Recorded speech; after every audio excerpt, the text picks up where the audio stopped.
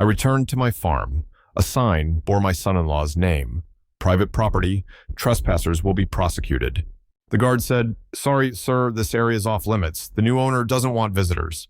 My son-in-law thought changing the name would erase me. He was wrong. He had no idea what was coming next. My name is Marshall Cade Ellison, 62 years old. And that morning, I stood in front of the farm gate that had carried my name for nearly 40 years, only to see that name erased. A brand new sign hung on the white fence, polished so bright it almost hurt to look at. Sterling Acres, private property. Trespassers will be prosecuted. Sterling, my son-in-law's last name. And mine, Ellison, gone. He had no idea what was coming next. Before we move on, I just want to say thank you. Take a moment to subscribe to the channel and tell me in the comments where you're watching from. I'd love to see how far this voice travels. The April wind swept across the fields, carrying the scent of damp soil and wild grass. I stood still, my hand resting on the weather-worn gate. My fingertips could still feel the patched cracks, the ones I'd sealed with glue after the big storm years ago flooded the whole county. That gate, I built it with my bare hands alongside my wife, Mary. Back then, each plank cost $3, and we scraped every penny we had to buy them. Now it's still standing, just no longer waiting for me to come home. A voice rose behind me, cold, distant. "Sorry, sir. This area is off limits. The new owner doesn't want visitors." I turned. A young man, crisp uniform, hand resting near the holster at his belt. "Visitors?" I asked, keeping my tone calm. "I'm Marshall Ellison. I've lived here 40 years. This is my farm." He studied me, head to toe, like trying to match a face he'd only seen in some old file. "Mr. Ellison, I've heard the name, but the current record lists the owner as Daniel Sterling. If you don't have a permit, I can't let you in." I gave a dry laugh. "A permit, huh?" Back in the day, a handshake was enough to seal a deal. Now, even stepping onto your own land needs a permission slip. Through the fence, I saw the red barn I'd painted myself, now marked with a new sign. Sterling Livestock Division. The windmill I built from recycled steel was painted over, white and lifeless. Even the porch where Mary used to sip her morning coffee now bore a metal plaque. No entry. I didn't say another word. The wind lashed my face, carrying the clatter of loose tin signs. This land once smelled of burnt hay and Mary's pumpkin pies. Now, it reeked of fresh paint and gasoline from trucks parked inside. I wondered how much that private property sign cost. $200, $3. Cheaper than a father's trust. A black SUV rolled up the gravel drive. The door opened. Daniel stepped out, light blue shirt, sunglasses reflecting the whole sky. "Dad," he called, smiling like we were old friends. "Why didn't you call first? I've got investors coming today." "I just came to see the land," I said. He placed a hand on my shoulder, smile glued in place. "Dad, there are new security policies now. Without an appointment, it's hard to get in. But I'll schedule a proper tour for you, with a guide and everything." His words felt like ice water down my spine. "A tour?" The land I plowed since I was 24, now a tourist stop? Behind him stood Emma, clutching a folder. My daughter avoided my eyes. "Emma," I called softly. She nodded faintly, then turned away, like she wanted no part of this. I said nothing more. The truck tires crunched over gravel as I backed away. Drove slow, past the white fence I'd repainted just last summer. Every stretch of road felt like a piece of my memory being peeled away. On the radio, an old country song played, the singer crooning about "Home Sweet Home." I laughed quietly, unsure if it was out of pain or the cruel irony of it all. Even home can be bought and renamed. Before I turned onto the highway, I looked in the rearview mirror one last time. That white sign stood tall in the sunlight, as if to remind me that good men lose not because they're weak, but because they never imagined someone could stoop that low. If you've ever spent your whole life building a place, only to have your own family tell you you're not allowed in, then you'll know exactly how I felt that morning. No shouting, no gunfire, no drama. Just a silence, so deep it hurt to breathe. I thought about it the whole drive home, about the name Sterling carved into the new wood, about the words, "Trespassers will be prosecuted." And I couldn't help but wonder, in a family drama like this, who's really the trespasser? The father looking back at his own land, or the man who stole it with a signature? I bought this piece of land when I was 24, in a summer so hot the highway tar softened under the tires. Back then, I had one old pickup worth $800, two scrawny cows that could have used a doctor, a few borrowed shovels and a hammer from my uncle, and a wife standing in the tall grass who said plain as day, "Marshall, I can see it." If she hadn't said that, I'd have turned the truck back toward town and worked for somebody else the rest of my life. We started with the front fence. The planks came from a little lumber shop, $3.99 a piece, rattling in the bed of the truck all the way down the red dirt road. I hammered the nails while Mary held the board steady. The southern sun beat down like somebody holding a blowtorch to our necks. At night, we sat on the concrete step with mud still on our boots, sharing a 50-cent can of cola, and laughed like we'd just finished building a mansion, even though the fence leaned and bowed. First year, we added a tiny cattle shed. By year 3, we could afford a better tin roof that didn't leak. Each small bill paid off with sweat, not some line item on a PowerPoint like the city boys talk about. The farm grew that way, slow, steady, and honest. 4 a.m. wake-ups to feed the cattle, 5 a.m. to drag hoses, patching cracks in the midday heat, nights spent balancing the electricity bill against the cost of feed. No photos for the internet, no pats on the back about being inspiring, but we knew where every dollar came from. Mary used to say, "We don't need fancy, just clean and free from owing anyone their respect." I nodded. That became the only rule I ever needed in the Ellison household. Then Mary went. Cancer hit fast, like a September storm. The doctors read out numbers, and I only heard the humming of the air conditioner in that white hospital room. One night, after her last treatment, she gripped my hand and said, "Look after Emma. Keep the place. Don't let anyone speak for you." 3 short sentences, shorter than any contract I'd ever signed, but heavier than anything I'd ever carried. Emma became everything that was left. She grew up to the smell of dry grass and the bellows of cows, but her eyes always looked past the wooden fence. She studied hard. At 18, she received a letter, acceptance to a university in the city. I looked at tuition, at gas pushing near $3 a gallon, and did the math all night. Next morning, I said, "Go, child, I'll manage." I sold a few head of cattle, ran a hauling service on the highway, came home to water the pasture, and left the porch light burning for her weekend visits. It was there Emma met Daniel Sterling. The first time he came out, he stepped down from a shiny sedan, shoes so clean I could tell he'd never slipped in a cattle pen. He shook my hand firm and smiled, using words out of a presentation: long-term investment, asset optimization, sustainable development. I didn't dislike him then. I just felt a distance. But when he looked at Emma and she looked back at him, I saw the same look Mary used to give me when we only had a thin mattress in a rented room on the edge of town. I thought, maybe he talks big, but maybe he truly loves my girl. The wedding was right on the farm, under the old oak by the porch. String lights hung from branch to branch. Neighbors brought trays of food. Not fancy, but warm. Emma in a plain white dress, Daniel in a dark vest, promising things that sounded like the real deal. I placed my daughter's hand in his and felt a small relief. She'd finally found someone to stand with her. I didn't know then that the same hand I trusted with my daughter would later be the hand signing papers that would call itself strategy. About a year after the wedding, Daniel started talking about optimizing rural assets.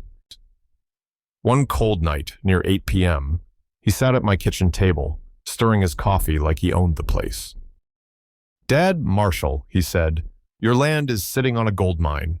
Put it under a new structure. Put the title in my name. I'll leverage loans, upgrade the farm into a resort. Value will multiply 3-4 times over. You'll still live here. On paper, it's just mechanics." Emma leaned in, head on her husband's shoulder, and said quietly, "Dad, Daniel works in this field. He knows these deals. You're not as young as you used to be. Let us carry it for you."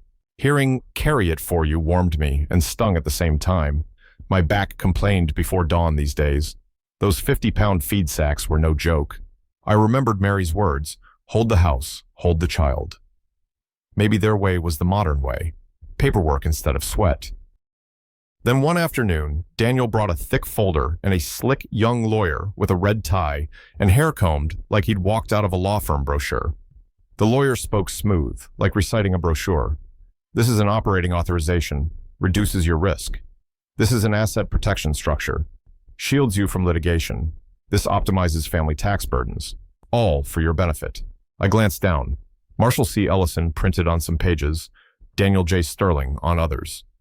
I reached for my reading glasses, and Daniel pushed the pen box toward me with a practiced grin. "No need, Dad. I've marked the spots in gold. Just sign here. I swear no one will touch an inch of this land without going through me." Emma placed her hand on my shoulder. "Dad, we're right here. We wouldn't do you wrong." In that kitchen, only the clock ticked and the paper rustled. The coffee still smelled warm. No alarms, no fanfare.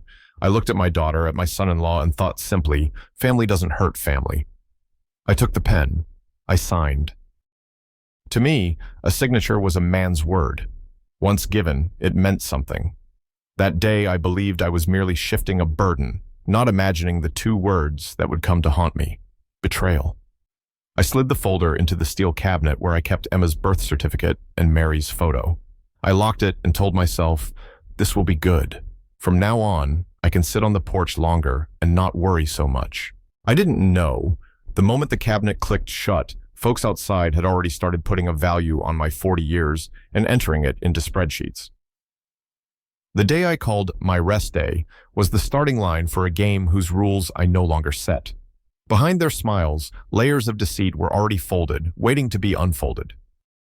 I didn't yet understand that the cost of that misplaced trust would be steep. And when the price came due, it would be more than money. It would be the name, the history, the very thing Mary asked me to keep. If you ever signed for what you thought was family, only to wake up and find the ledger tells a different story, know this: the wound runs deeper than a missing deed. It eats at the memory of every early dawn, every repair, every shared can of cola. And that's where this story truly begins. Not with a forged signature, but with the day I realized how easily a lifetime can be measured on a spreadsheet. Before we go any further, take a moment to subscribe to the channel and tell me what time it is where you're watching from. I love seeing how far these stories travel. A few months later, I went back to the farm. Not to inspect or check anything. I just missed it. Missed the morning low of the cattle, the smell of grass still damp with dew, the sound of wind brushing against the old tin roof like someone whispering back a piece of my life. People said I was retired, but my head never learned to rest, and my nose still knew which patch of earth was home. I brought a pumpkin pie, Emma's favorite since she was little. Driving across the old iron bridge, I thought I'd surprise her, give her a hug, maybe see how Daniel's professional management was going, the one the local paper had been praising. Everything still felt calm, until that cold white sign came into view between the fences. Sterling Acres, private property. Trespassers will be prosecuted. I hit the brakes. Gravel crackled under the tires. A guard stepped out from the booth, spotless shirt, voice flat as stone. "Sorry, sir. No permit, no appointment, no entry." I spoke slowly, as if reason could fix it. "I'm Marshall Ellison. I've lived here most of my life. I'm Mr. Sterling's father-in-law." He shrugged. "Sorry, sir. I only know the current owner is Mr. Sterling. Rules are rules." I looked past him. The barns had been repainted. New trucks stood with Sterling Acres logos stamped on their doors. Young workers I didn't recognize moved around. None of them knew my face. Even the great oak in front of the porch had been trimmed into a perfect circle, neat like one of those resort catalog photos. There wasn't a trace left of the old mess that used to feel like home. Daniel stood by the main barn, arms crossed, talking to men in suits as if giving a business tour. When he noticed me, he walked over, smile already glued on. "Dad, you didn't call first? I've got an investor group today. Let's plan another day. I'll give you a private walkthrough of the new model. I just stopped by," I said quietly. He nodded, smiling like a man who understood every rule of the game. "Regulations are tight now. Operations zones restricted. Safety protocols. I've got to follow standards. You know how it is." I heard every word. Outsider. He put me in the same category as the trespassers on that sign, while still smiling, eyes cold as steel. Emma stood behind him, arms full of folders. Our eyes met, for barely a second. She didn't move toward me, didn't ask how long I'd been there, didn't hug me. Just a small nod, then turned to listen as Daniel kept talking. The pumpkin pie in my hands cooled fast, the cinnamon scent carried away by the wind like a cruel joke. I turned back to the truck. No anger, no shouting. I've lived long enough to know some men just follow orders, and some orders are made to wound while still looking lawful. But on the drive home, that word outsider stuck in my throat like a fishbone. Too small to remove, too sharp to swallow. That night, the house was silent. The wall clock ticked, each second heavier than usual. I sat at the old wooden table, poured myself a glass of bourbon. The yellow lamplight hit the table, dust shimmering like memory. I opened the steel cabinet and pulled out the folder Daniel once gave me. The photocopies were faint, some pages missing, the ink smudged, like they'd been printed from a 10th generation copy. I'm no lawyer, just a farmer who measured loss and profit in sweat, not paper. But that night, I looked closer. I saw the word conveyance, then fee simple absolute, and in tiny italics, the line that made my stomach drop. Consideration, $10 and other valuable considerations. $10. A number so small it felt like an insult. I couldn't remember ever selling anything in my life for $10, except maybe a broken shovel to my neighbor. I sat still. The wind slipped through the cracks in the door, brushing my neck like a cold hand. Outside, the fields were quiet. Truck headlights passed far away, cutting brief streaks of yellow across the dark. I flipped through the pages again, the ones Daniel had marked in gold and told me to sign here. My signature sat there steady, not a tremble in sight. I didn't remember seeing the word conveyance. All I remembered was him saying operating authorization. For the first time, a thought came to me, sharp and mechanical, like the hum of the old generator out back. What if this isn't authorization at all? What if it's a transfer? I set the bourbon down and stared at my reflection in the amber glass. I looked older than I'd felt that morning. But what had aged faster than my face was trust. I folded the papers, not drawing conclusions yet. But I knew one thing for sure. The ache in my chest, the one I'd mistaken for old man's worry, had turned into a blade. And it wasn't going away. That night, sitting alone in that empty house, I heard the wind claw across the roof, the insects beating against the window. And I finally understood. Sometimes a family drama doesn't need shouting or blood. Just a signature, a smile, and a father standing outside his own gate. I let out a breath and looked down at the paper one last time. Another small line caught my eye. Executed this day with full knowledge and consent of grantor. I read it again. And again. Full knowledge. I smiled, bitter, hollow. If there's one thing 40 years on this land taught me, it's this. Nothing cuts deeper than when someone uses the very trust you were proud of as the weapon to destroy you. Outside, the moon hung above the trees, cold and distant, like an eye watching over the whole game. A game whose rules I never learned, but had already been forced to play. That night, after being turned away from my own gate like a trespasser, I sat down at the old wooden table in my kitchen. The yellow light fell across the stack of papers Daniel had once handed me, the ones he called asset restructuring. The glow was dim, but enough to show the stains of time and the foolishness of trust. I opened the steel cabinet, pulled every document out, and stacked them neatly. Each sheet landed with a dull thud, dry and final, like a hammer striking the back of my skull. Outside, the crickets had gone quiet. All I could hear was the slow creak of the ceiling fan and my heart knocking out of rhythm. The day I signed, I hadn't read a thing. I listened more than I looked. Heard Daniel saying, "asset protection." Heard Emma whisper, "Dad, you should rest." Heard that young lawyer assuring me, "just standard procedure, sir." But tonight, I wasn't listening. Tonight, I let my eyes do the work. The paper was faded, the print faint, a few corners missing from bad photocopies. Tiny lines, stuffed with words no farmer like me ever needed to know. Conveyance, fee simple absolute, assigns and successors. Then came the line that made me stop, reading each word as if it might burn my tongue.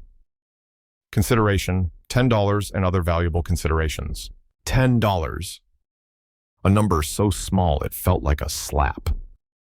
$10 and a handful of polished phrases wrapped in what they called a legal contract, an expensive joke.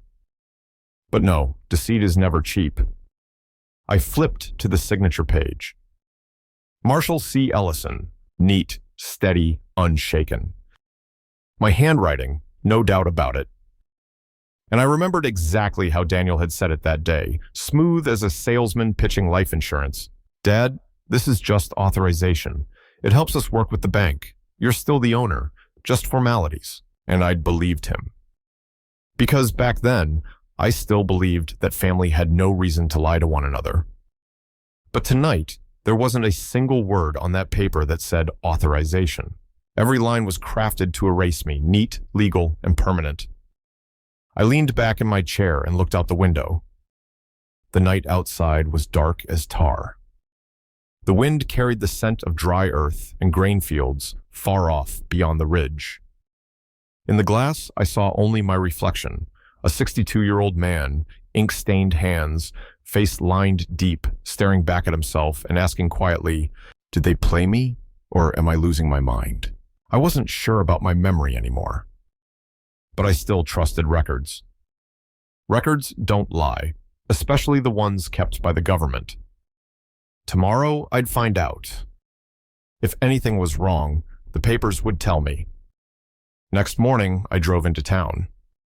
The roads were quiet, fog lifting from the river, clinging to the windshield. The old red brick county building sat on the corner of Main, weathered but more reliable than any promise I'd heard in my lifetime. The nameplate on the wall was dull and scratched, County Recorder's Office. I stepped inside, took off my hat, unbuttoned my coat, and greeted the clerk behind the counter. "Morning, ma'am. I need the latest deed record for Ellison Farm, down by the old river road." She smiled, nodded, started typing my name. The sound of the keyboard echoed soft and hollow, like chalk in an empty classroom. Then her fingers stopped. She froze, looked up. "Sir, you are—" "Marshall Cade Ellison." Her eyes searched my face like she wanted to be sure she hadn't made a mistake. "Yes, sir, here it is. Current owner Daniel James Sterling. Full transfer from Marshall Cade Ellison. Deed notarized and fully registered. Would you like a printed copy?" I didn't answer. The sound of that name, Daniel James Sterling, hit like a door slamming behind me. Full transfer. Not authorization. Not shared ownership. Not temporary management. I took a deep breath. My voice came out calm, too calm. "Yes, print everything." The printer hummed, filling the room with the hot, metallic smell of fresh ink. Each page slid out like another piece of my life being peeled away. She slipped the papers into a plastic sleeve and pushed them toward me. "Sign here, please, just for our record." I signed. Another signature, this one to confirm that I had received proof that I'd sold my own life's work. As I turned to leave, she called softly, "Mr. Ellison, are you sure everything's all right?" I paused. She looked down, voice almost a whisper. "According to the system, the property now belongs to Daniel Sterling, permanent transfer." I nodded once. Outside, the noon sun hit the brick steps hard. the heat curling the edges of the paper. I gripped them tight, not because I feared the wind, but because I knew if I let go, everything would vanish.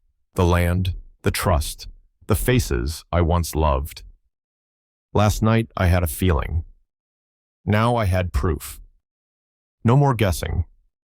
Just truth, printed in black ink, sealed in red, confirmed by a machine that doesn't care who gets hurt. And in that moment, it hit me. Betrayal doesn't make noise. It doesn't shout. It just needs a signature, a few pages, and a man who trusts too easily. If life had a law for it, the first rule would read, "A betrayer always knows how to smile at the right time." I stepped off the courthouse steps. The wind slapped my face, the air thick with dust and sunlight. On the drive home, the radio talked about rising land prices, about new resorts breaking ground near the river. I listened, then laughed. So this was it. My land, my sweat, my 40 years, now part of someone else's game. But they'd forgotten one thing. They'd taken me off the record, not out of existence. And I've never been the kind of man who lets someone else write the ending for me. I got home when the sky had turned a soft, washed-out orange. Sunset poured through the window and hit the stack of papers in my hand, making it glow like something clean and harmless, while I knew damn well there was a blade inside it. I dropped the papers onto the old wooden table. The sound was heavy, wet, like throwing a stone into a deep well you can't see the bottom of. For a long moment, I just stood there looking at it. I already knew what it said. Hearing the clerk at the office had been enough. But there are things that, while they're only spoken, you can still hide behind a little. Maybe I misheard. Maybe I misunderstood. Once they're printed, stamped, and sitting in front of you, there's nowhere left to run. Finally, I pulled out a chair and sat down. I opened the plastic cover. Page 1, property description. Acres running into acres, the line by the old county road, the ditch behind the house, the legal voice describing my whole life more precisely than my own memory. Next page, the terms. Sentences woven together like steel wire, hereby grants, bargains, sells, and conveys, in fee simple, absolute, all rights, title, and interest. I translated it in my head, slow and clear, not letting myself dodge it. Grants and sells, all rights, forever. No note about temporary structure for bank purposes. No line saying, "You're still the owner, I'm only holding title for convenience." Nothing that sounded like what Daniel and Emma had told me. I flipped to the signature page. My name sat right there under that clean, merciless block of text. Marshall C. Ellison. The pen stroke was strong, even, no shaking. Anyone looking at it would say this was a man who knew exactly what he was signing. It looked less like a trap and more like a man tying his own rope and slipping it over his neck. I leaned back and closed my eyes. That day came back clear as a rerun. Daniel stood on the other side of the same table, laying out the papers, smiling like a guy reading off the specials at a steakhouse. "This is standard, Dad." "Technical stuff. I had the lawyer set it up right." "You just sign where I marked with the yellow tabs. It'll be quick." His lawyer pointed at each spot, voice steady, almost bored. "Here, here, and here." "Nothing against your interest, Mr. Ellison. This is just formalizing within the family." Emma stood right behind me, her hand resting soft on my shoulder. "Dad, we're not taking anything from you. We're just helping." I remember I laughed. Didn't put on my glasses. Didn't ask questions. I was afraid that if I asked too much, they'd think I didn't trust them. And all my life, I believed this one simple thing. You trust your own family more than any fine print. Looking at it now, the whole thing was brutally simple. They needed the signature of one straight old man to make a clean grab look holy, notarized, stamped, witnessed by a lawyer. All wrapped up where no one could call it theft. I planted my elbows on the table, laced my fingers together. I didn't slam my fist. Didn't rip the pages. Didn't curse. Didn't call Emma. Didn't scream Daniel's name down the line. I just sat there, letting the shame rise slowly up my throat until it stuck. It wasn't the land itself that made me want to lower my head. Land can be fought for. Land can be earned again somewhere else if you've still got breath. What hurt was knowing I'd taken the one thing I'd kept safe with Mary all those years, this farm, this roof, and laid it out for someone else to redraw in their own language. My whole life, I'd been proud I wasn't stupid, wasn't greedy, never sold what shouldn't be sold. Yet there my signature was, beneath the words, all rights, title, and interest. In fee simple, absolute. The old man sold out. I said it under my breath, just to see if it fit. After a second, I shook my head. No, that wasn't quite true. I wasn't sold. I'd been used. Used as a piece in a plan that looked bright and professional on paper. And the hand holding the pen wasn't just Daniel's. Emma was there too, my little girl, standing right behind me, listening to just technical, nothing hurts you, it's all family, and not once saying, Dad, let's slow down. Dad, let me read this with you. That feeling, it wasn't like a knife. A knife is fast. This was like someone slowly reaching into your chest with bare hands and twisting until every bit of trust snapped one by one. Hurts more than any insult. I got up, turned off every light in the house except the one above the table. The papers lay there in that circle of yellow, pale as a confession nobody would ever claim. I poured myself a bourbon, cheap stuff from the corner store, nothing fancy. Not to forget. To remember. I wanted my head clear while I walked back through that signing. I remember Daniel saying, You're the heart of this place, Dad. We're just helping with the legal side. I remembered Emma saying, Dad, we're not taking anything from you. I remembered feeling warm, seen, useful in this new structure they said I was part of. Then I signed. Nobody had a gun to my head. All they had were soft words, a hand on my shoulder, and a house dressed up to look like trust. When I finished the glass, I set it down and stared at the papers like I was finally looking them in the eye. All right, I said to myself. You signed. You were blind. You let them lead you. But you're still breathing. As long as you're breathing, this isn't over, Marshall. I knew if I picked up the phone that night to scream, cry, or blow it all over the internet, they'd paint me as some bitter old man who'd lost his grip, the weak character in a cheap family drama. They'd say I misremembered, didn't understand, didn't read. No, I wasn't giving them that story. If they used words to tighten the rope around my neck, I'd use words to loosen it. If they were bold enough to write it all down, sign it, file it, send it to the bank, then they'd left a trail. That night, for the first time, I wasn't just thinking about taking the land back.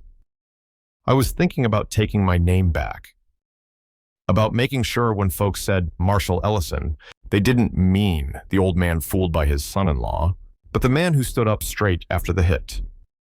Outside, a truck rolled past on the county road, headlights sliding across my wall like a slow reminder. The world keeps moving, whether you drown in it or start swimming the other way. I looked at the papers one more time, then stacked them neatly, slid them into a stiff folder, and put them back in the steel cabinet. This time, I didn't lock it out of trust. I locked it like evidence. I checked the old wall calendar by the fridge, circled the date with a dull red marker, just so later nobody could tell me this was some confused memory. I thought about the courthouse hours printed on the glass door, about the bank manager in town who'd known me since a feed loan back in '92, about how every dollar moved left a note somewhere that couldn't joke or lie. I knew I'd need copies, receipts, records, maybe one honest professional who still believed a man's work on the land meant something. I pictured Daniel laughing it off if I confronted him too soon, calling it a misunderstanding, blaming legal language, and Emma looking away the same way she did at the gate. So I promised myself that when I moved, I'd move with proof in both hands. The kind they couldn't spin at a dinner table or bury in another folder. I rested my hands on the table and spoke softly, like Mary was still standing in that kitchen doorway. I let them go too far. That's on me. But I'm awake now. No shouting, no begging. I'll move quiet. In that small kitchen, with the smell of old wood, cheap bourbon, and a long day's dust still clinging to my boots, I understood something simple. This story is not going to end with some old man crying over lost acres. It's going somewhere else. Not fists, not guns. A different road, slower, colder, more precise.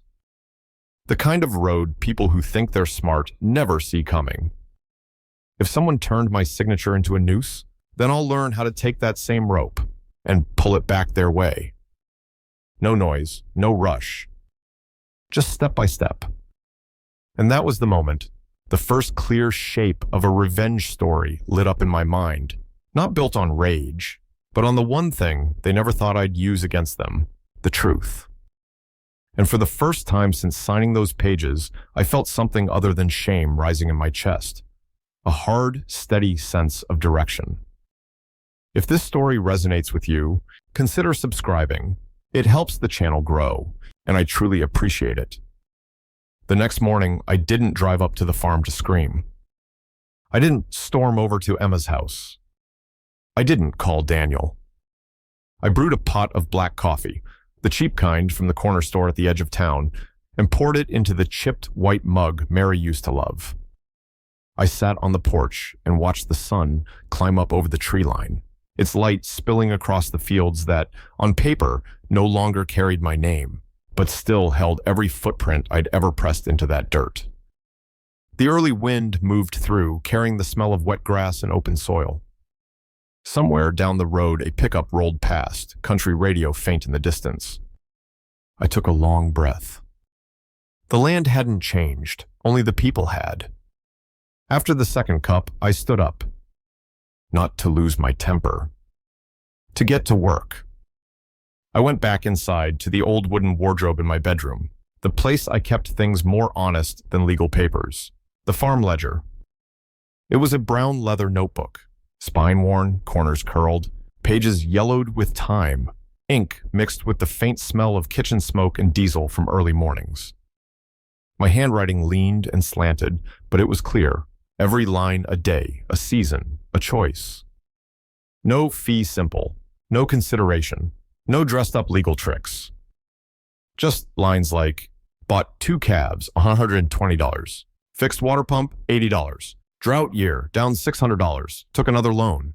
Paid off the old banknote, year 18.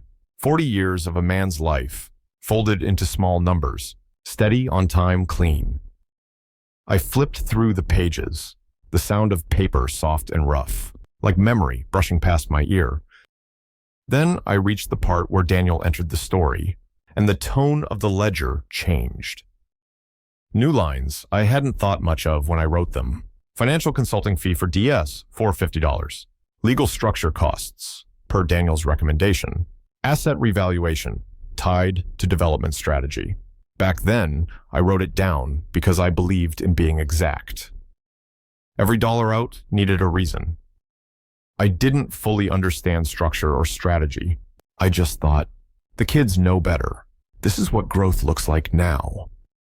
Sitting there in the quiet, those entries stuck out like the first loose stones on the path that had led me to standing outside my own gate. I pulled out the bank statements I'd been receiving for years, always opened, rarely studied. I laid them beside the ledger.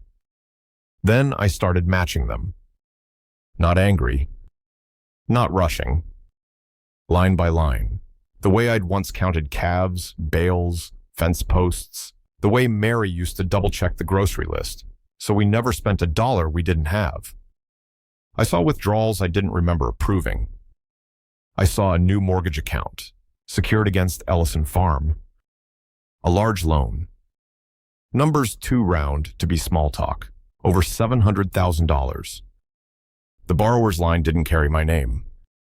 It read, Daniel James Sterling, Purpose, Development Project, Crescent Hollow Developments. The name sounded smooth and shiny, like one of those late-night commercials for luxury homes you know you'll never live in. But in my ledger, there wasn't a single line saying that any share of that project came back to me or to Emma. No agreement. No promise. Just a few warm sentences at my kitchen table, his hands stirring my coffee, telling me we were all in this together. So I asked myself, if this was a family strategy, why was there only one name on the loan? If this was for Dad, for Emma, why did my life's work show up? Only as collateral, never as a partner? I remembered the days Daniel borrowed my small office to print contracts.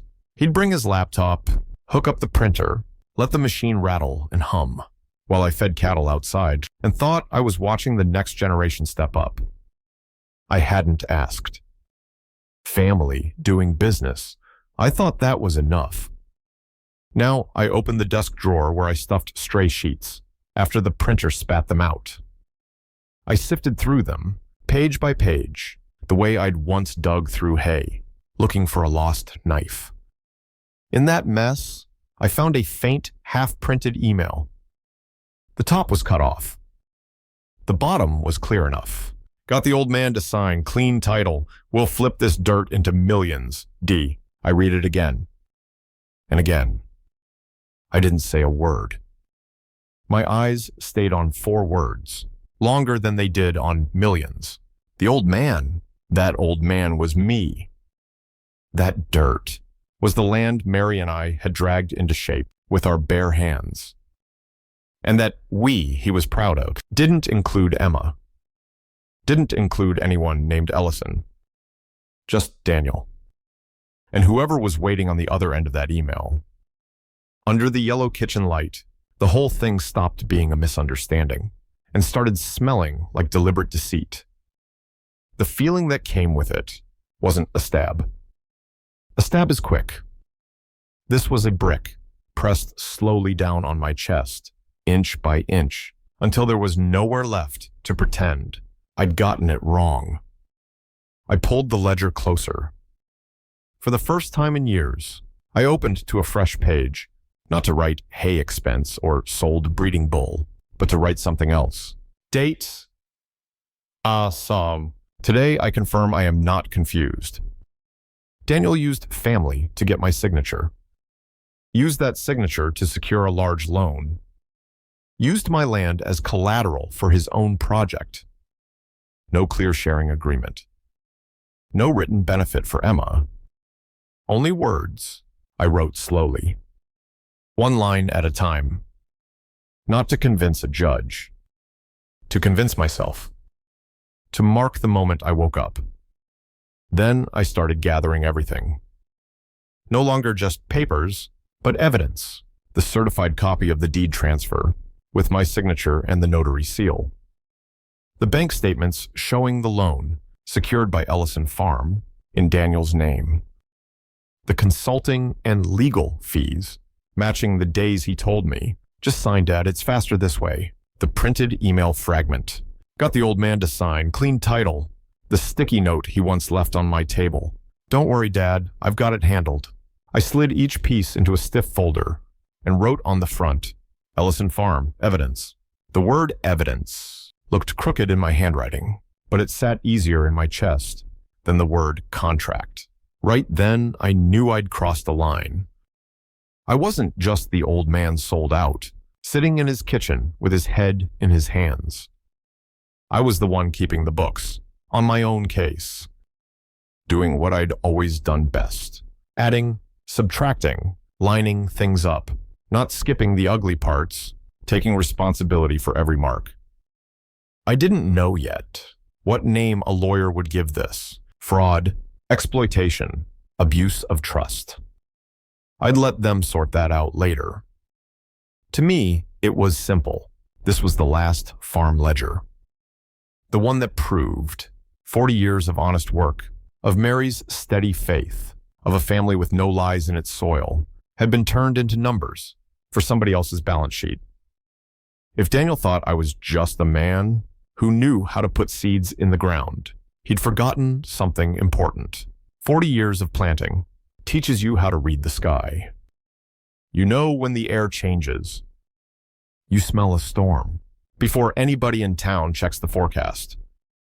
By the time I stacked those pages together, I knew his game was heading into storm season. I closed the ledger and put it back in the wardrobe. This time not out of blind trust, but out of respect. Then I looked at the evidence folder on the table and spoke softly, like Mary was still leaning in the doorway. Mary, I was slow, but I'm not blind. They think I'll just sit here. They're wrong. From now on, every line they signed answers to every line in this book. I turned off the kitchen light, left only the porch lamp burning. The night outside was quiet. Crickets back at work, a truck rolling by somewhere on County Road 7. Inside my head, every piece had finally started to click into place. I still didn't know all the laws. But I knew this. Once truth is written down with numbers, a liar's smile doesn't hold up long. So the next step, I decided, wouldn't be noise. The next step would be finding someone who knew how to use the law, the way I knew how to use a shovel. Not for show, not for drama, but to prepare a clean, heavy reckoning, a sweet revenge that didn't need a mask, because it could stand right beside the truth and not flinch. I went to bed late that night, boots still by the door, shirt still smelling of dust and coffee. I stared at the ceiling fan turning slow, counting each rotation like a reminder I wasn't done. Tomorrow wouldn't be about shouting at my front gate. Tomorrow would be about phone calls, records, questions asked in the right offices, with the right papers in my hands. I closed my eyes with one steady thought. They had written their version of this story on my land. Now I was going to write mine back. I was never the kind of man who liked courtrooms. All my life, I believed that if you lived right, worked honest, kept your word, there'd be no reason to ever see a lawyer unless you were signing a loan or leaving a will. But now I knew better. Some things, if you keep quiet just to keep the peace, you'll soon find there's no house left for peace to live in. I needed someone who understood the law, but also understood people. Not the kind who'd look at me and see an old country fool who got tricked. I didn't need someone to feed my anger. I needed someone who could teach me how to aim it. That's when I remembered Sam Holloway, Mary's old classmate. Back in the day, those two could argue politics over dinner for hours. But when trouble came, Sam was always the first to show up, carrying a file folder and a thermos of black coffee. He was over 60 now, hair gone silver, his office tucked under a canopy of oaks on an old 2-story brick street. The sign out front said, Holloway and Partners, legal counsel since 1975. The paint had peeled, but something about it told me this man hadn't quit halfway through anything in his life. I pushed the door open. The bell above it chimed soft. Inside smelled of paper, coffee, and patience, the kind that only comes from listening to too many human stories. Sam looked up from a pile of documents, peering over his round glasses. He blinked once, then let out a gravelly laugh. Marshall Ellison, Lord Almighty, how long has it been? Since Mary passed, I said. My voice came out drier than I'd expected. I sat down across from him. Sam, I need your help not to squeeze money out of that man. I just want the truth back and my name. I laid the folder on his desk and opened it. The deed transfer, the bank statements, the mortgage papers, the printed email, a few copied pages from my farm ledger. Sam didn't interrupt once. He just adjusted his glasses, read line by line, underlined a few spots, and hummed quietly every now and then. The clock on the wall ticked 15 minutes, but it felt like a whole dry season passing through me. Finally, he leaned back. The look in his eyes had changed. No longer a friend catching up, but a man connecting every dot in his head. Marshall, he said slowly, This isn't just a bad son-in-law. He tapped the pen against the contract. This is misrepresentation, false presentation, undue influence, exploiting trust and position, and possibly fraudulent conveyance, a fake transfer used to hide or redirect assets for personal gain. I didn't say a word. He asked, "Do you remember exactly what he said when he brought the papers?" "I remember," I told him. He said it was a power of attorney, so he could deal with the bank. Told me to sign where he'd marked with yellow tabs. Emma was sitting right there, her hand on my shoulder. No one said the words, "sell everything."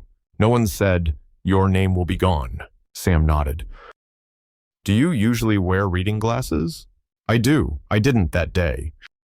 He told me not to bother, just to sign where it was marked. "Anyone else present?" There was his lawyer, a notary clerk, and Emma. Sam leaned back and sighed. Then we've got a base to stand on. Now what we need is what the court calls objective proof, something beyond just your word. He started listing points on his notepad, his voice calm but firm, like a craftsman drawing plans. First, we request the security footage from the notary's office. If the camera shows him covering part of the contract or misrepresenting what you were signing, that's gold. Second, this email. He lifted the page with the line that had burned into my head. "Got the old man to sign clean title. We'll flip this dirt into millions." This is him boasting, admitting he deceived you. At the very least, it proves this wasn't a misunderstanding. Third, the bank records. He used your property as collateral for a personal loan. No agreement, no shared benefit, and all under the banner of family business. Courts don't take kindly to that kind of disguise. Fourth, your farm ledger. 40 years of entries, handwritten, consistent. That shows this isn't just a patch of dirt you left idle. It's marital property, family history, built over decades of investment and labor. I asked quietly, "What else do you need?" Sam smiled slightly, tapping the pen once on the desk. Patience. He looked me straight in the eye. "Marshall, I've seen cases like this. Parents, grandparents, in-laws tricked into signing their own homes away. Most never come forward. They're afraid of gossip, of shame, afraid of turning family business into courthouse news. So they stay quiet. And a few years later, that same deceiver ends up being called successful, invited to give talks, praised for his vision. Meanwhile, the ones who lost everything sit in rented houses, holding on to pride like it's the only thing left." He paused, voice lowering. "The difference is, you didn't come here for money. You came because you want the truth called by its right name. And that I can work with." Sam began sketching a plan on a yellow legal pad. "Step 1. I'll file a request to the notary office for that day's camera footage. Step 2. I'll demand the full bank loan documentation linked to Ellison Farm. Step 3. If necessary, we'll pull your medical file to show your eyesight condition, to prove that him telling you to just sign quick was intentional manipulation. Step 4. We file a civil petition to void or partially rescind the transaction on grounds of deception, abuse of trust, and family coercion." I listened, then asked, "Sam, do we stand a chance?" He looked straight at me. No softening. "He's got money. He's got appearances. You've got truth, paper, and 40 years of history. I won't promise a clean win, but I promise we'll drag this into the light. And believe me, light has never been kind to men who build futures on lies." I leaned back. My shoulders felt lighter. Not because of the legal words, but because for the first time in weeks, I didn't feel alone. "Marshall," Sam said gently, "you've spent your life staying quiet, enduring, carrying, fixing, never shouting. This time, you can stay quiet too. Let the files, the law, and me do the talking." I smiled. "I can keep quiet, but I won't disappear." When I stepped out of his office, dusk had already fallen. The evening light slipped through the oak branches, painting long gold cracks across the old concrete path. I slowed my pace, and for a moment I could almost see Mary leaning against the truck, arms folded, half smiling. Finally decided to ask for help, huh? If she were still here, she wouldn't clap because I was suing my son-in-law. She'd smile because I finally refused to let anyone hide behind the word family while asking me to swallow what's wrong. Most people would call this a family drama, but to me, it's simpler than that. Either you keep your word or you face the weight of breaking it. That night, I went home and opened the folder labeled Ellison Farm Evidence. I slipped Sam's business card inside. Didn't say anything. Just looked at it the way a man looks at a fresh stake in the ground, marking a new boundary. From this point on, I wasn't asking for pity. I was letting the law, the truth, and the kind of silence that comes with purpose speak for me. A month later, when Sam said, "It's time," I called Emma. "Sweetheart, I want you and Daniel to come home for dinner, like old times." There was a pause on the line. Then Emma's voice came, small, careful. "Okay, I'll talk to Daniel." I hung up and looked at the wooden table in my kitchen. For years, that spot had been where Mary laid out supper, where Emma did her homework, where I fixed a saddle strap or a broken hinge. Tonight, it was where I was going to set down the truth. I went to the market early.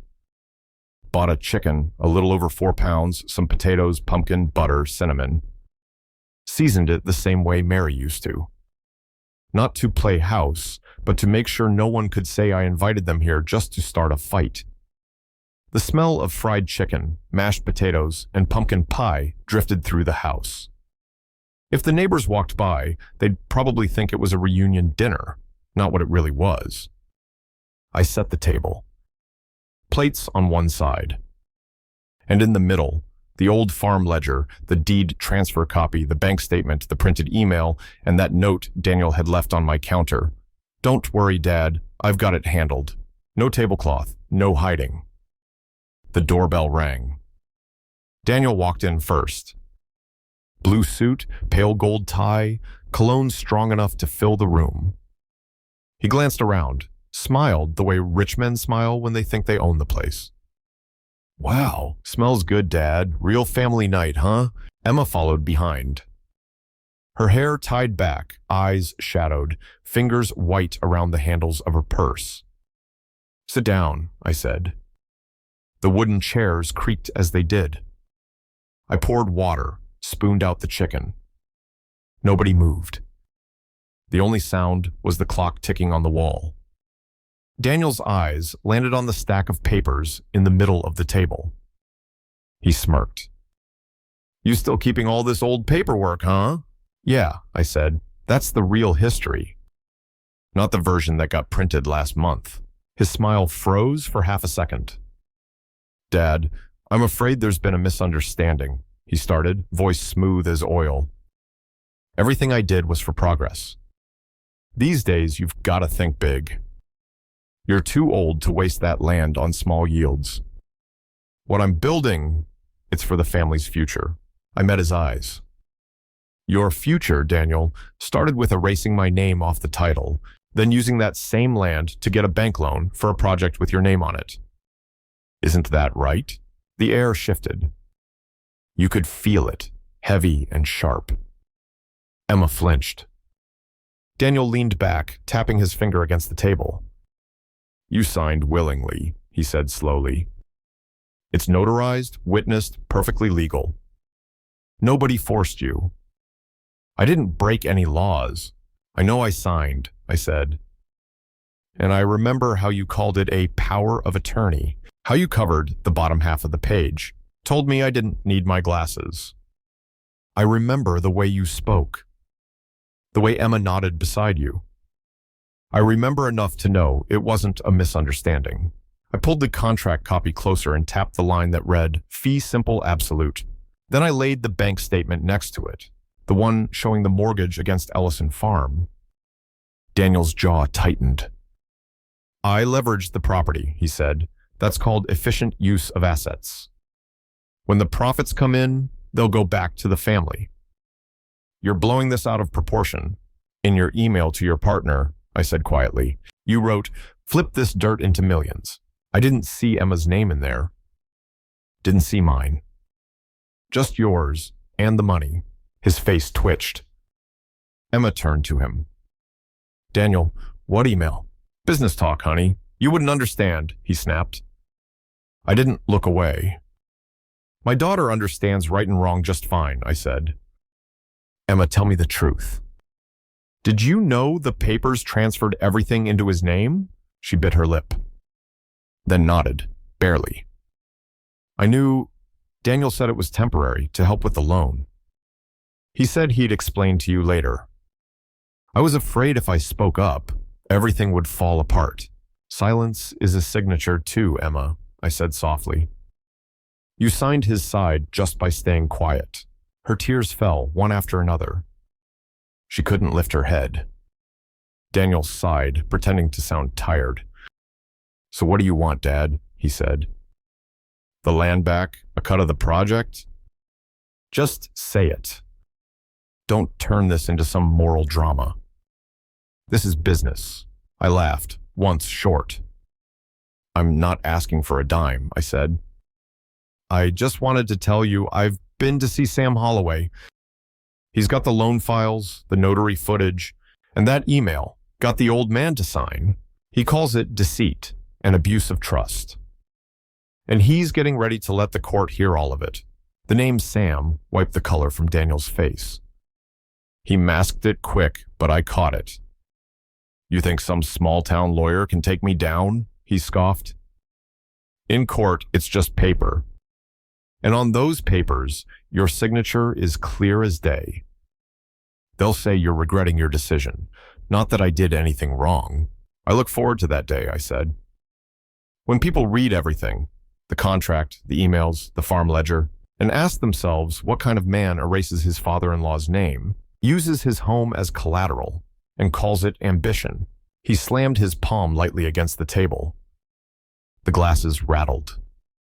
You're tearing this family apart over one legal transaction. What family? I asked. The one that hung a sign at my gate saying, "Trespassers will be prosecuted"? That family was gone the day you nailed that sign in, not the day I called a lawyer. Daniel went silent. He knew there was no talking his way out anymore. I stood, gathering the papers into a neat pile. Thank you both for coming, I said. Tonight's not about making peace. It's to make things clear. From now on, this story continues in front of a judge, not behind the words father and daughter. Daniel tilted his chin, his voice cold. You'll regret this, old man. When everyone sees you dragging your own family into court over land, I shrugged. When that time comes, they'll see exactly who was chasing the land and who was defending what's left of it. He turned, stormed out. The front door opened. The sound of his footsteps on the porch, then the truck engine roaring to life. Emma stayed in the doorway. Dad, she whispered. I looked at her, the little girl who once ran barefoot through the fields, and the grown woman who'd chosen silence on the wrong side. If the day ever comes when you're ready to tell the truth, I said, this door will still be here. But tonight, I have to close it to anyone who signs over blood for profit. She broke down crying, then turned and left. I stayed. Cleared the table, folded the napkins, turned off the lights. No shouting, no smashing. Just quiet. In that cool kitchen darkness, I knew exactly what this dinner meant. It didn't end with noise. It ended with me standing up straight again. From that moment on, this wasn't a sob story in some family drama. It was a clean road I was going to walk to the end. No spectacle, no shouting. No need to call it sweet revenge. Just a simple reckoning to let everyone see, on this land, who was real and who wasn't. If this story resonates with you, consider subscribing and share in the comments what time it is where you are right now. I'd love to know how far it goes. I truly appreciate it. The courtroom was small, bright, cool, smelling of old wood and fresh paper. I sat beside Sam, my white shirt freshly ironed, my worn trousers clean. In front of us stood a long wooden table. Above it, the state seal hung plain and unpolished. Behind us, a few rows of benches creaked as people settled in. I could hear my heartbeat mixing with the soft ticking of the wall clock, steady as the slow steps of a cow walking across dry earth. Across the room sat Daniel. Dark suit, perfect tie, hair slicked back, face groomed for confidence. Beside him, a young lawyer with a laptop open full of clauses and case codes. Emma sat behind them, fingers interlocked tight, eyes wandering somewhere far away. The judge entered. Everyone rose, then sat again. Daniel's lawyer spoke first, voice smooth and rehearsed. Your Honor, my client, Mr. Daniel Sterling, lawfully acquired property from Mr. Marshall Ellison through a notarized transaction. The contract is valid, the signature's clear. There was no coercion, no fraud. The law cannot be used as a tool for regret. On paper, it sounded reasonable. If you didn't know what really happened, you might have nodded along. Sam rose slowly. He didn't raise his voice. He didn't need to. Your Honor, he began, if this were a fair and transparent transaction, why did Mr. Sterling, on the very same day the papers were signed, send an email to his partner saying, got the old man to sign, clean title, we'll flip this dirt into millions? If this was an honest agreement, why was Mr. Ellison never informed that his property would immediately be used as collateral for a development loan, registered solely in Mr. Sterling's name? Sam lifted each piece of evidence, one at a time. The notary office camera footage, Daniel covering the bottom of the page saying, just a power of attorney, Dad, sign here. The image of me sitting there, squinting, no glasses, trying to make sense of the fine print. The medical report, confirming vision impairment and the need for reading glasses. The bank statement, showing Ellison Farm used as collateral for the Crescent Hollow Developments loan. Borrower, Daniel Sterling. No clause granting me any share of profit. The printed email boasting, got the old man to sign clean title. And finally, my 40-year farm ledger, consistent with tax records, proving who truly built the land's worth. Sam turned to the bench. This isn't a family feud or a sentimental family drama, Your Honor. This is a case of trust exploited. A man led to believe he was signing an authorization, when in fact, his ownership was stripped away and used for personal gain. If this kind of deception is considered lawful, then every father's signature in this country stops meaning anything. The room went still, so quiet you could hear the wooden chair creak behind me. The judge studied the documents, then looked at Daniel. Mr. Sterling, how do you explain the statement, got the old man to sign clean title? Daniel swallowed hard, forcing a smile. It was just a business joke, Your Honor. Nothing malicious. A figure of speech. Sam didn't even glance his way. If that was a joke, he said calmly, it came alongside concealing a contract, exploiting poor eyesight, and cutting him out of any profit.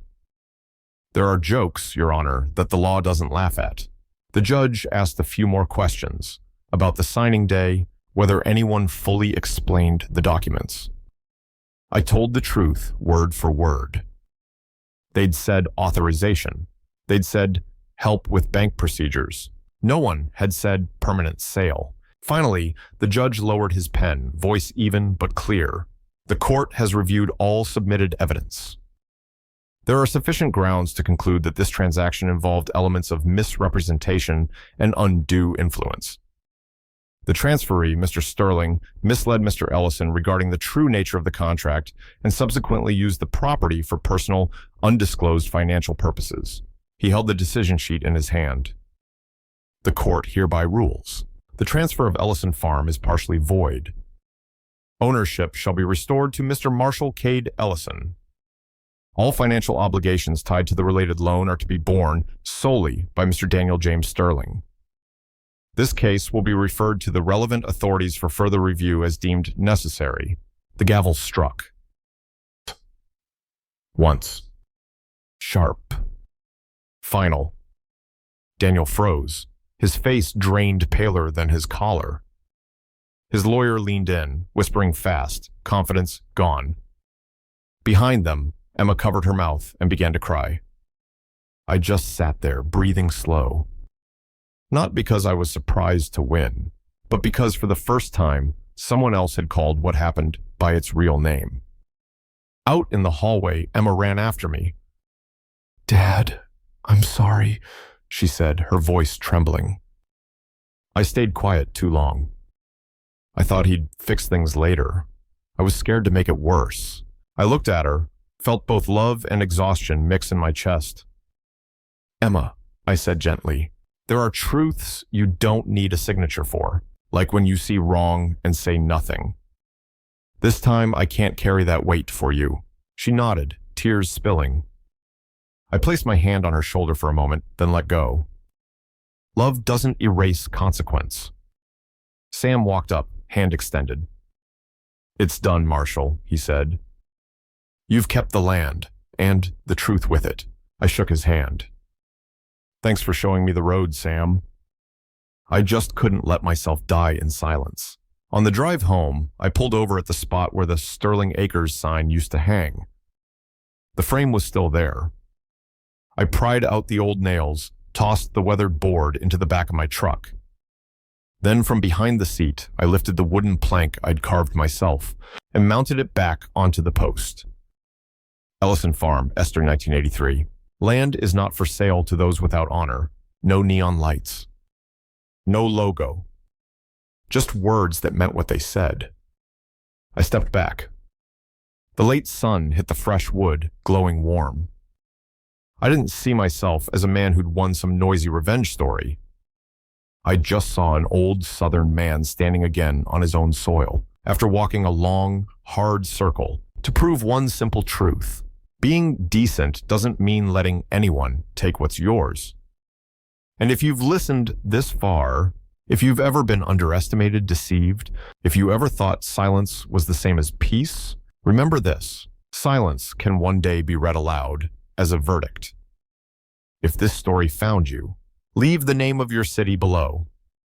From dusty towns to glowing skylines, I want to know how many of us are still out here, not perfect, but holding on to the one thing money can't buy, our honor. I could have had Daniel sent to prison. Sam said we had enough evidence for a criminal case, but I didn't do it. I didn't need to see him in a jumpsuit to believe I'd won. I only needed to know he'd spend the rest of his life wearing a label no one wanted to shake hands with. He had to sell off the unfinished project fast, just to pay off the debt. Around here, that kind of news doesn't stay quiet for long. People said that a few months later, Daniel packed up, left town, and started a new company somewhere else. The face was the same. The tie was still straight. The voice still smooth. The difference was, this time, not many believed it. I never called it revenge. It was simply the day when the numbers and signatures he used to deceive others came knocking right back on his own door. As for Emma, she moved to a small town nearby, rented a modest house. Every now and then, a thin envelope appeared in my mailbox. Some letters said only a few words.